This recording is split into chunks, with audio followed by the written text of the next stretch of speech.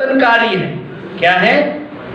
ये लोग परंपरावादी हैं। तो गुरुजी परिवर्तन करने आए हैं। परिवर्तन मतलब उठापटक करने, परिवर्तन मतलब इधर का उधर रखने, उधर का इधर रखने। जो भी 1500 सालों में, 1500 सालों में हमारे सनातन संस्कृति पर जो कुछ काम हुआ, उल्टा पुल्टा साहित्य में मिश्रण करके अपवाद, अपभ्रंश, गलत चीजों को प्रश्रय देके टीका टिप्पणियां लिखी गई, उनका गुरुदेव ने परिष्कार परिमार्जन कर दिया। जो उल्टा था उसको उलट दीजिए तो क्या हो जाएगा? आचार्य जी ने बस यही काम किया, उल्टे को उलट के सीधा कर दिया। उल्टा क्या था? उल्टा ये था कि गायत्री मंत्र से ब्राह्मण करेगा। तो गुरुजी की नहीं, ये किसने लिख दिया साहब? ये साहित्य में लिखा है। अरे ऐसे साहित्य को नहीं मानेंगे। तो गुरुजी ने साहित्य को री-एडिट किया, भाष्य लिखा, टिप्पणी लिखी, एक्सप्लेनेशन लिखा, उसकी व्याख्यात किया और वो प्रकाशित और मुद्रित और पब्लिश्ड किया। गुरुदेव ने सब भाष्य किया, जहाँ जहाँ कमियां थी। तो ये कब कर दिया गया? ये 1500 सालों में किया गया। सारा उल्टा पुल्टा कर दिया। एक जगह का उदाहरण देते हैं, फिर आप समझ जाइएगा। वेद में एक जगह ऐसी टिप्पणी लिख दी, कैसी? कि जो राजा, उस समय राजपाट चलते थे, जो राजा ब्राह्मण की गाय को खा जाएगा, हजम कर जाएगा, डाइजेस्ट कर लेगा, उसका शासन सुशासन हो जाएगा, दैवी अनुग्रह बरसेंगे, प्राकृतिक संपदाएं मिलेंगी, फसलें 10 गुना बढ़ जाएंगी। ये लिखा है। तो गुरुजी ने जब भाष्य किया तो उसमें गुरुजी ने क्या लिखा? जो राजा ब्राह्मण की गाय अर्थात गायत्री को खा जाएगा, गायत्री को डाइजेस्ट करेगा, गायत्री का जप करेगा, गायत्री को पचाएगा, उसका शासन सुशासन होगा। ऐसी तमाम मूढ़ मान्यताएं, गलत चीजें प्रश्रय किया गया। अब उस समय के राजा लोग ब्राह्मणों की गैया मैया को खाने लगे और परंपरा चल पड़ी। अब हर जगह साहित्य में, कल्चर में, बातों में बहुत सारा ये सब गड़बड़ किया गया। गुरुदेव ने उसको परिष्कृत, परिमार्जित, परिशोधित करके प्रकाशित किया। लोगों के दिमाग चेंज हो गए, बातें बदल गई। अब वो जो ब्राह्मण अकेला जप करेगा उसकी जगह गुरुजी ने नहीं, सब करेंगे। गुरुदेव ने कहा दलित, शोषित, वंचित, पीड़ित, लूला, लंगड़ा, काना, कुब्जा सब गायत्री जपेंगे। स्त्री, पुरुष, बच्चे, बच्ची, बूढ़े, अस्पताल में जो भर्ती है वो सब जगह गायत्री मंत्र प्रतिध्वनित होने लगा। आज आप देखिए 1953 से गुरुदेव ने दीक्षा देना शुरू किया। 1953 में पहला गायत्री मंदिर गुरुदेव ने मथुरा में बनाया। 40 दिन गंगा जल पर रह करके उसके बाद गुरुदेव ने गायत्री मंत्र सबको दिया। उससे पहले शोध करते रहे, रिसर्च किया, अनुसंधान किया अपने जीवन पे। तो उन्होंने देखा कि अरे गायत्री मंत्र इतना पावरफुल है, इतना ऊर्जावान है, ये तो सबको देना है। और ये कह रहे थे ब्राह्मण करेंगे, इसका बड़ा विरोध हुआ था। गुरुदेव की एक जगह पिटाई तक की मथुरा के पंडों ने। फिर गुरुजी ने उनको ज़्यादा समझाया बुझाया नहीं, अपने धुन में लगे रहे। आज वो सारे लोग बौने हो गए और गुरुजी यहाँ से लेके पाताल लोक तक पहुँच गए। 80 देशों में गायत्री परिवार की स्थापना हो गई और दुनिया में सब गायत्री जपने लगे। ये क्या है? युग ऋषि। उन्होंने रिसर्च किया, शोध किया और पूरे युग में वो चीज को वाइब्रेंट कर दिया, पहुंचा दिया और उसको धरती पे उतार दिया। ये लोग कहते रह गए, अभी भी कह रहे, मूढ़मती, जड़मती, कोई रुकते थोड़े हैं, किसी को समझाने समझते नहीं है। और गुरुदेव पूरे युग को बदलने जा रहे थे।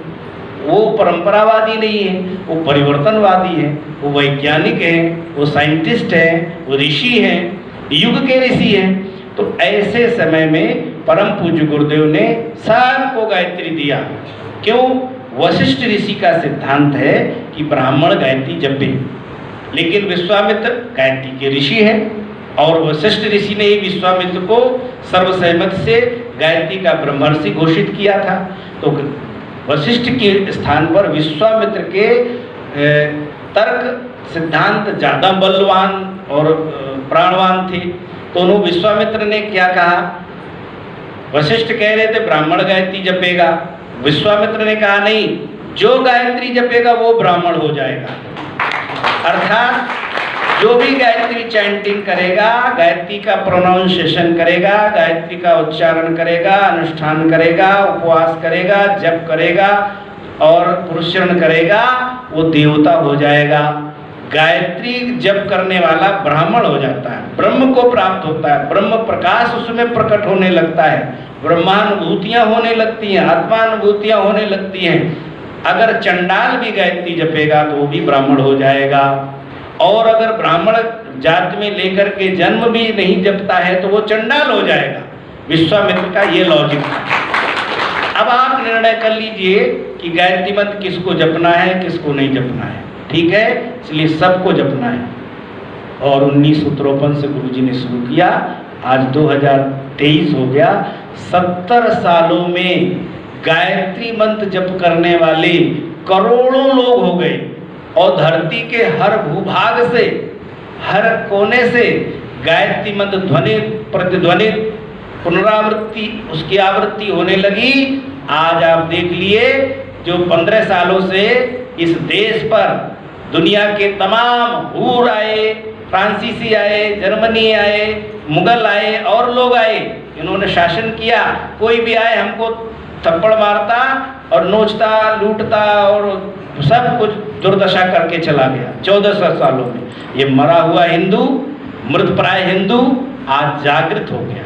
आज सनातनी देश में नहीं दुनिया में अब जयघोष करने लगे। अब पीले कपड़े, चोटी, धोती और तमाम प्रतीक चिन्हों को प्रतिष्ठित करने लगे। ये प्राण कहाँ से आया? 1400 सालों में नहीं था। आचार्य जी ने कहा गायत्री प्राण विद्या है। इसको जहाँ पर भी जप होगा, जहाँ इसका उच्चारण होगा, जहाँ इसका प्रोनाउंसिएशन होगा, वहाँ पर पूरी दुनिया अपने आप बदलने लगेगी। वहाँ का पूरा नेचर उसको हेल्प करेगा।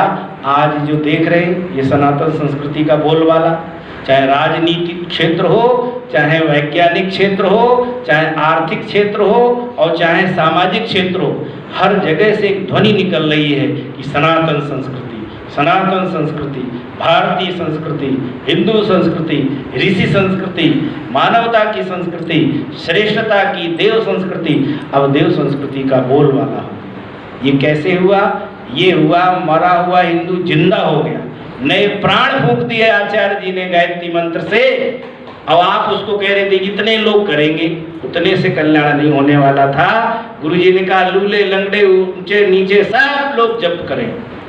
विश्वामित्र के सिद्धांत को गुरुदेव ने पारित किया, धरती पे उतार दिया, विश्व भर में गायत्री को पहुंचा दिया, गायत्री को विश्व माता बना दिया।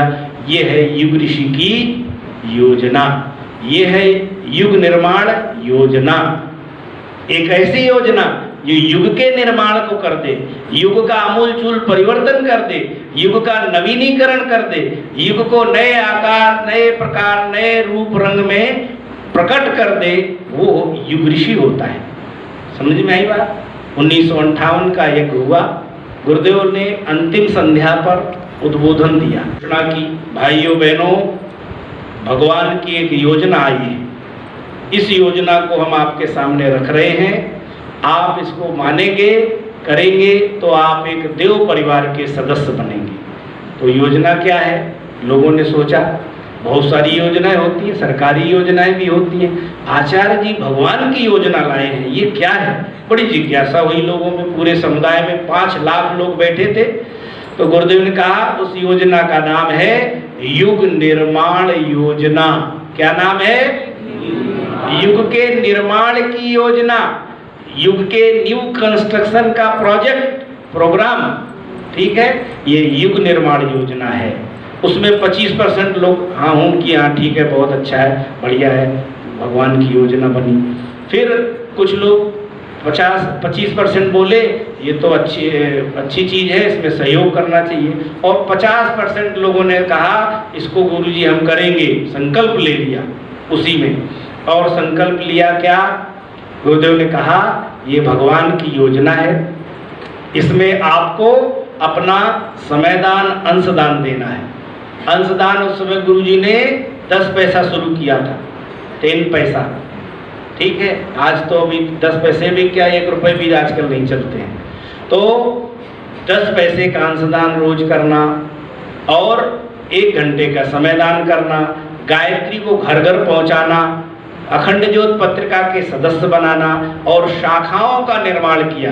गायत्री परिवार शाखा बलिया, गायत्री परिवार शाखा बाराबंकी, कानपुर, इलाहाबाद, बनारस, ऐसे गायत्री परिवार शाखाओं का निर्माण 1958 से शुरू हुआ। अब शाखा में पत्रिकाएं जाती थी, शाखा में लोग बैठते थे, गोष्ठी करते थे, गुरु जी के संस्मरण सुनाते थे।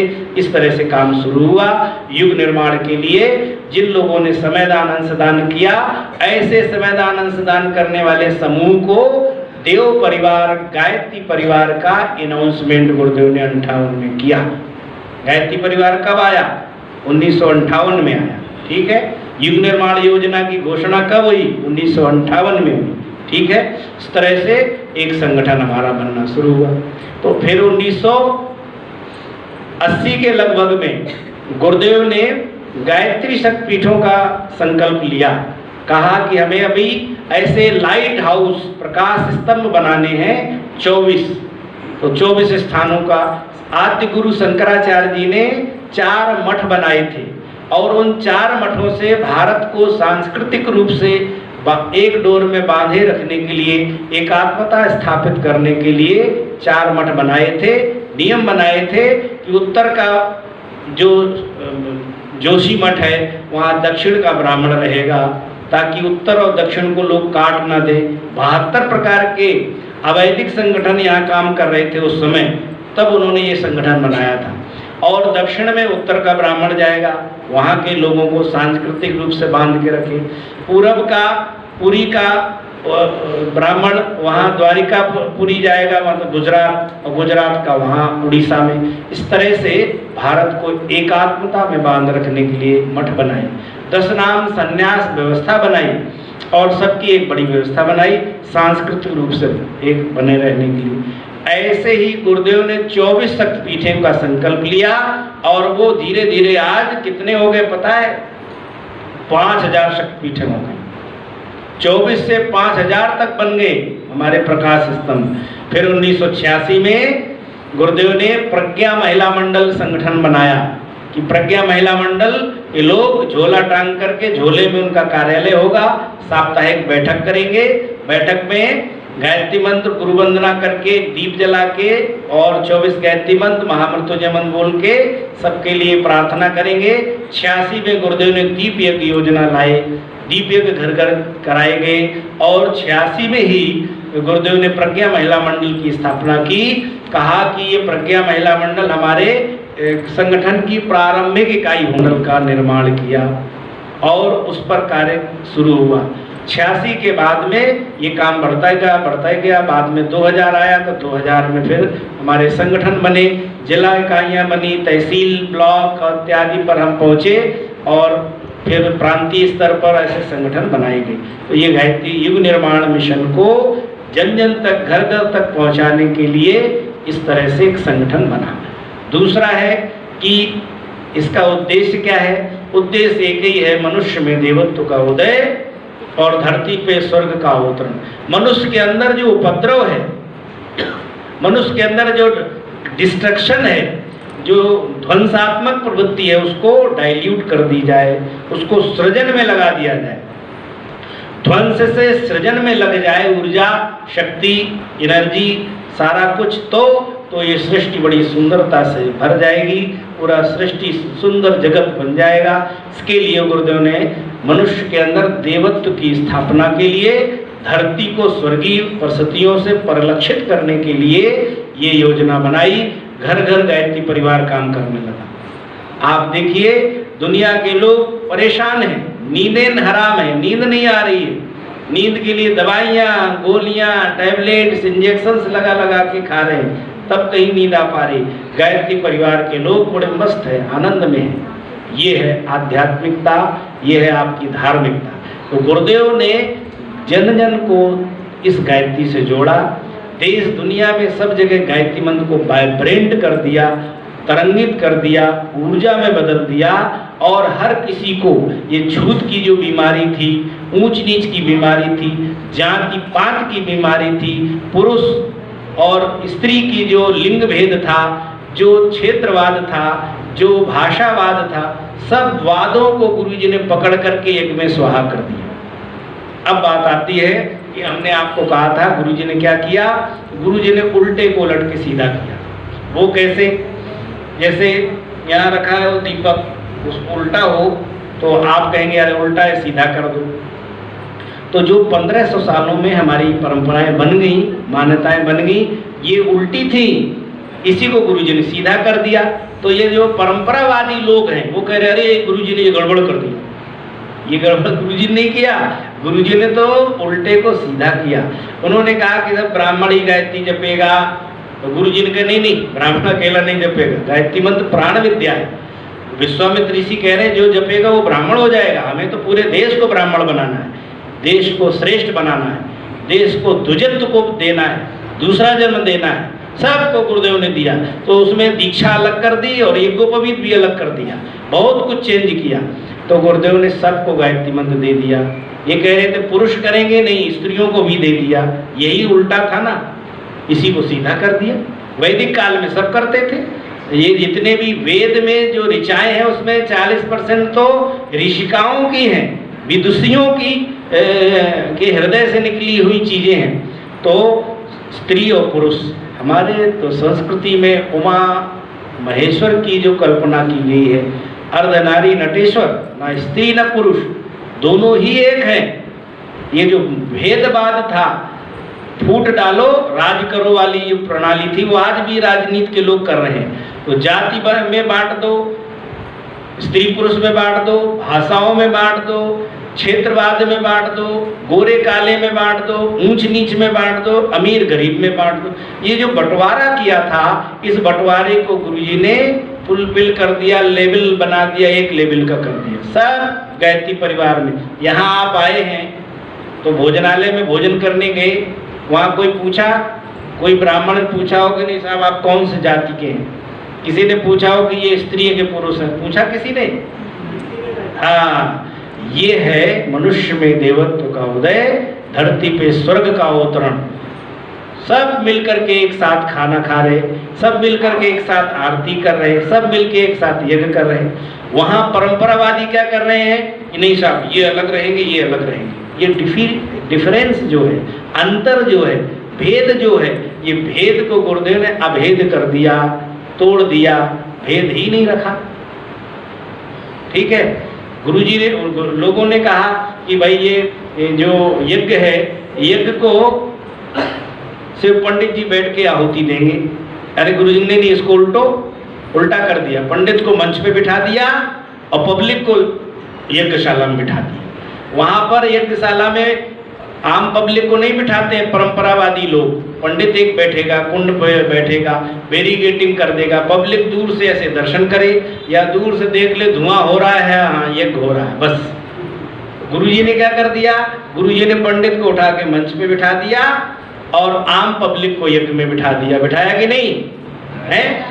इतना ही नहीं, कहीं पंडित भी हटो, बहनों को यज्ञ करा दिया, बहनें कराई नहीं। आपने सुबह यज्ञ किया, देखना उसमें कौन यज्ञ करा रहे, ठीक? तो विश्वास ना हो तो आप कल फोटो खींच लेना, दिखाना अपने गांव के पंडित को, अपने गांव के विद्वानों को कि देखो साहब युग निर्माण हो गया है, दुनिया बदल चुकी है, आप कहाँ कचड़े में फंसे हैं, अंधविश्वास में, जड़ता में, मूढ़ मान्यता में, दतियानुसी टुकरिया पुराण गाए जा रहे, और यहाँ तो युग निर्माण हो गया। वो बेचारे चिल्लाए जा रहे हैं 70 सालों से, और गुरुजी ने तो यहाँ से लेके पातालपुरी तक सारा काम इधर से उधर कर दिया, किया कि नहीं?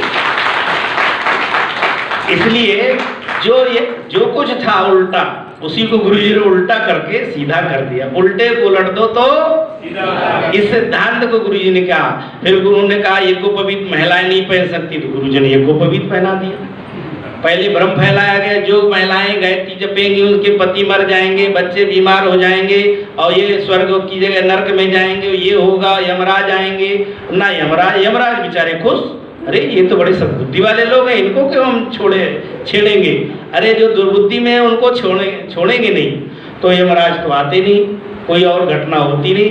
गुरुजी ने कहा तुम कहते कागज की लेखी और हम कहते आंखन की देखी। सब गायत्री जप रहे बहने, सब यज्ञ करा रहे हैं, सब यज्ञ कर रहे हैं, किसी की कोई हत्या और कोई सांप और कोई और टोना टुटका जादू मंत्र जी कुछ नहीं हुआ कि ये तो इसलिए प्रत्यक्षम किम प्रमाणम, प्रत्यक्ष को प्रमाण की आवश्यकता नहीं है। इसलिए आपने आंख से देख लिया है, किसी को डाउट हो, भाइयों को कुछ को डाउट है, अभी भी हो सकता है चित्त में, तो कल आप आंख में ऐसे पानी छिड़कना, वहीं नल लगा है, ऐसे खोल के देखना, फोटो भी खींचना तीनों चारों एंगल से कि ये बहने ही है, वो करा रही हैं, और इसको जाके वहां बता देना है, बस और कुछ नहीं करना है।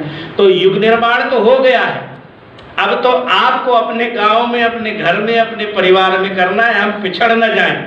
मामला यहाँ आ गया है, ये जो बेकार के वक्तव्य देने वाले लोग थे वो तो बौने हो गए, छोटे हो गए, एक किनारे लग गए, और गुरु जी की तो गंगा दुनिया में बह गई, हर जगह पहुंच गई। दुनिया में ये परिवर्तनकारी जो काम था, युग परिवर्तन का, युग ऋषि का, युग निर्माण योजना का, वो पूरा का पूरा धराधाम पे उतर गया है। और आप धर्म के लोग तो धर्म के लोग रह गए, अब तो राजनीति के लोग वही वक्तव्य देने लगे जो गुरुजी ने कहा, गुरुजी ने लिखा। गुरुजी के लोग कहते थे आज से 10 साल 20 साल पहले, वो वक्तव्य तो आजकल मंत्री दे रहे हैं, सांसद दे रहे हैं, विधायक दे रहे हैं। क्यों? क्योंकि ये सांस्कृतिक परिवर्तन हो रहा है, सांस्कृतिक ध्रुवीकरण हो रहा है। वो अभी G20 में एक पहिया ऐसा रखा गया था ना, समय काल खंड का, कोणार्क मंदिर का, उस पहिए के नीचे सब राष्ट्रों के लोगों के फोटो खिंचाए गए। वो पहिया क्या था कि जो अनीत अन्याय का युग था वो अब नीचे आ गया और सनातन का ऊपर आ गया है। ये युग का परिवर्तन है और हिमालय के ऋषियों की पार्लियामेंट इसी काम को कर रही है। वहां बैठ के वो भभूति अकेले नहीं लगा रहे हैं, वो तो विभूतियों के अंदर दिलो दिमाग में घुस करके वो धुआं के रूप में जाके, सूक्ष्म रूप में जाके, और वो अपना रिपेयर कर दिया है, सबको सेटिंग कर दी है, सारा कुछ अब बदलने जा रहा है। देखिए 70 साल से आपका वो बिल पास नहीं हुआ था, अभी महिला वाला आरक्षण का बिल पास हो गया, हुआ कि नहीं? गुरुदेव गुरुजी ने तो माता जी ने वो निकाली थी पत्रिका, नारी जागरण पत्रिका थी हमारी, 5-7 साल तक निकली, 86-87 में, तो महिला जागृति अभियान करके एक बुक प्रकाशित होती, जैसे युग निर्माण योजना, अखंड ज्योति, ऐसी महिला जागृति पत्रिका निकलती। तो महिला जागरण का माता जी ने घोषणा की, नारी जागरण की बात कही, उससे संबंधित सारे लेख लिखे अखंड ज्योति में। और हमारे गायत्री परिवार में 50+ बहनें हैं, शेष थोड़े भाई हैं, समझे कि नहीं? ये है युग परिवर्तन का पूरा प्रकटीकरण। युग निर्माण योजना धरती पे, इस धराधाम पे अब प्रकट हो गया है। अब आप देखते जाइए आगे आगे होता है क्या। दुनिया परिवर्तन हो चुका है, युग निर्माण हो चुका है। अब अपने आप को संभालना, परिवर्तित करना है। हमारे दिमाग में कहीं कूड़ा कचरा, अंधविश्वास, मूढ़ मान्यता, जड़ता हो, उसको डाइल्यूट कर लीजिए, मार दीजिए, काट दीजिए, खंड खंड कर दीजिए, धुआं दूषित कर दीजिए, यज्ञ में बलि चढ़ा दीजिए।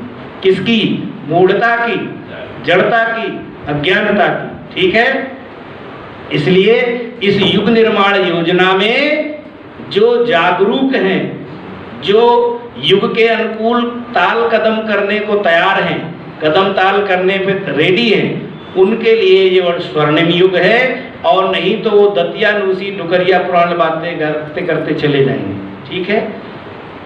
मुगल काल में गायत्री मंत्र पे टैक्स लगा दिया, मंदिरों को तोड़ दिया, घंटियां बजना बंद हो गए, शंखों को फोड़ दिया, सब कुछ उद्दंडकता हो गई। उसी को आज लोग लिए घूम रहे। अब तो युग परिवर्तन हो गया। तो गुरुजी ने क्या कर दिया कि सबको गायत्री दिया। यज्ञोपवीत पे टैक्स था, यज्ञोपवीत को संस्कृत में जंजम कहते हैं। क्या कहते हैं? जंजम। इसी पे मुगल लोगों ने इस पे टैक्स लगाया, उसका नाम था जजिया कर। क्या था? टैक्स, एक टैक्स था। जो यज्ञोपवीत पहनेगा उसको वहाँ तालुका में जाके, उनके दरबार में जाके टैक्स देना है हर महीने। तो उसमें हमारी माताएं बहनें को भी जाना पड़ता था, क्योंकि ये भी यज्ञोपवीत पहनती थी। वो अभद्र व्यवहार करते थे, उपद्रव करते थे। उससे बचने के लिए कुछ महापुरुषों ने, उस समय के लोगों ने ये निर्णय लिया कि यज्ञोपवीत नाम नहीं रखेंगे, इसका नाम मंगल सूत्र कर देंगे। क्या कर देंगे?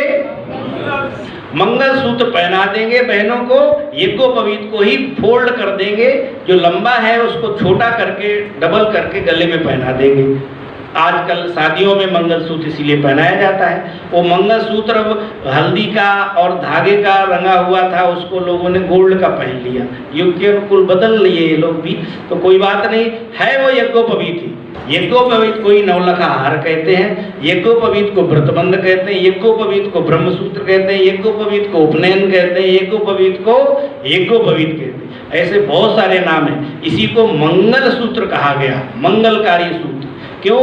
उस टैक्स से बचने के लिए नाम बदल दिया, रूप बदल दिया। और आज हम स्वतंत्र भारत के नागरिक हैं। आज हम घंटी भी बजा रहे, माइक भी बजा रहे, गायत्री मंत्र जोर जोर से कह रहे। उस समय लोग कह रहे नहीं, जोर से नहीं बोलना है। अरे तो गाली जोर से बोलना है, अपशब्द जोर से बोलना है, और अच्छी बात छुप करके बोलना है। ये कोई बात समझ में आती है? अविवेकी मामला समझ में आ रहा है। इसलिए गुरुदेव ने कहा कि उस समय मुगल शासन काल था, जोर से मंत्र बोलने पर पंडित जी की जीभ काट ली जाती थी, जेल डाल दिया जाता था, पिटाई होती थी, गर्म पानी डाल डाल के उनकी तबीयत हरी कर देते थे।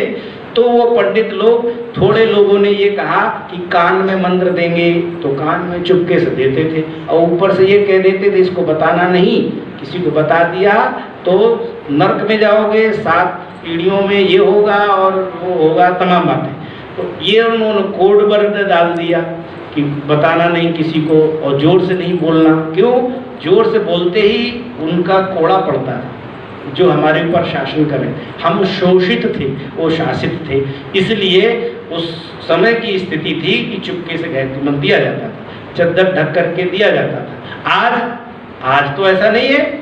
आज मुगल शासन काल नहीं है, आज तो सनातन संस्कृति को प्रोत्साहन करने वाला शासन है। इसलिए आज तो गुरुजी ने सबको माइक पे गायत्री मंत्र बुलवाया, खूब खूब जोर जोर से बुलाया, हर जगह बुलाया। ये क्या है? ये सारा का सारा जो ब्राह्मण लोग दत्यानुसी बातें कर रहे हैं, ये एक ही बात है कि इनकी भी गलती नहीं है। ये 1400 सालों का सारा जो मिक्सचर है, मिलावट है, गड़बड़ है, उसी को पढ़ लिए, उसी को वो गीत गा रहे हैं, और कोई बात नहीं है। शेष तो हमारी संस्कृति पुरुषों से ज़्यादा स्त्रियों ने समृद्ध की है, और स्त्रियां ही शक्ति के रूप में पूजी जाती रही।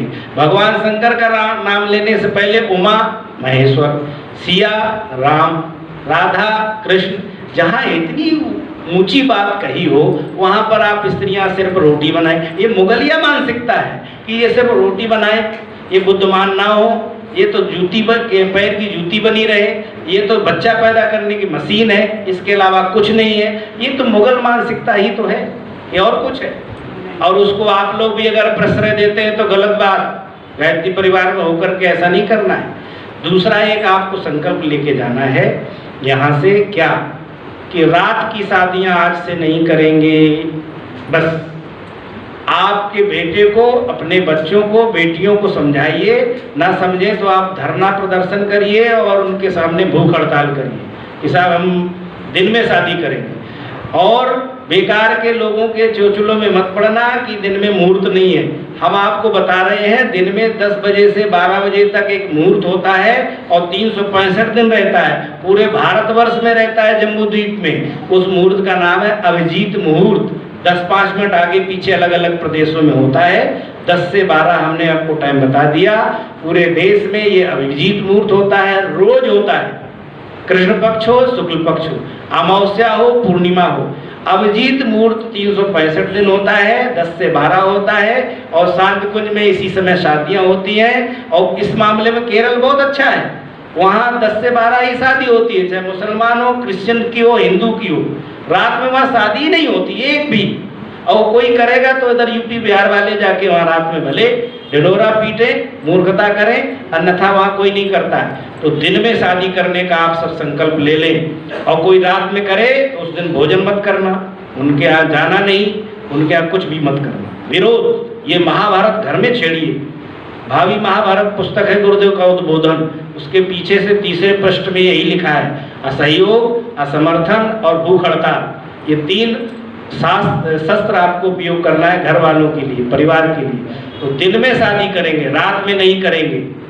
कोई भी से शादी कराओ, अपने कुल के घर के पंडित से कराओ, लेकिन करेंगे दिन में, समझ लीजिए। और जब कोई ना समझे तो हम लोगों को बताना, हम लोग समझा देंगे।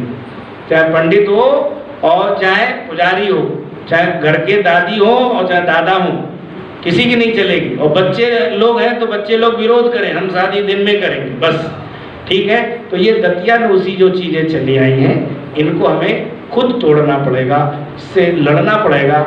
यही जवानी है, यही विरोध, यही प्रदर्शन गलत के प्रति, अन्याय के प्रति, अनीत के प्रति, ठीक है। भगवान श्री कृष्ण ने एक काम किया, क्या किया कि ये दुर्योधन तो समझ नहीं रहा है। ये कह रहा है जानामि धर्मम न चैव प्रवृत्ति, जानामि अधर्मम न चैव निवृत्ति। हम जान रहे हैं ये अधर्म है, पर हम इसको छोड़ेंगे नहीं, यही हम करेंगे, संकल्प था। फिर जान रहे ये अधर्म है, धर्म है, इसको हम अपनाएंगे नहीं, ऐसा कहा। तो भगवान फिर उसकी सीमाएं बढ़ती गई, उपद्रव बढ़ता गया, बड़ों का अपमान से लेके नारी का अपमान तक आ गया। तब कृष्ण जी ने संकल्प लिया अब तो महाभारत ही होगा, और 10 साल तैयारी की, फिर महाभारत करवाया, पूरे परिवार को खत्म करवा दिया। जो समाज के लिए, राष्ट्र के लिए, नीति के लिए गलत हो और नारी का अपमान करने में उद्युत हो, उसको तो मार देना ही पुण्य है, इससे बड़ा और पुण्य हो ही नहीं सकता है। इसलिए वो धर्म क्षेत्रे कुरुक्षेत्रे, समझिए, धर्म क्षेत्र कुरुक्षेत्र है, समझे कि नहीं। इसलिए धर्म के लिए, न्याय के लिए, कर्तव्य के लिए जो भी कुछ करना पड़े तो वो महाभारत तक के लिए तैयार थे। इसलिए भगवान योगेश्वर श्री कृष्ण, ऐसा महाभारत फिर दोबारा नहीं हुआ जैसा उस समय किया गया था। आज हमारे समाज में भी अनीत, अन्याय, अपमान कहीं है तो उसका विरोध करने का काम करना है। यही युग ऋषि की अभिलाषा है, यही आपको कुछ करना है, इसी के लिए आप यहाँ आए हैं। आप यहाँ पर भजन गाने नहीं आए, आप यहाँ पे पुण्य कमाने नहीं आए, आप पुण्य बढ़ाने आए। पुण्य का पहाड़ बनेगा कब? ये दतियानूसी चीजों को त्याग दें और विवेक युक्त, प्रज्ञा युक्त, श्रेष्ठ चिंतन से युक्त हमारा जीवन, हमारी पद्धति, हमारा कार्य बने। तब हम युग निर्माण योजना के युवा साथी हो जाएंगे, जवान साथी बहने भाई हो जाएंगे, तब बात बनेगी।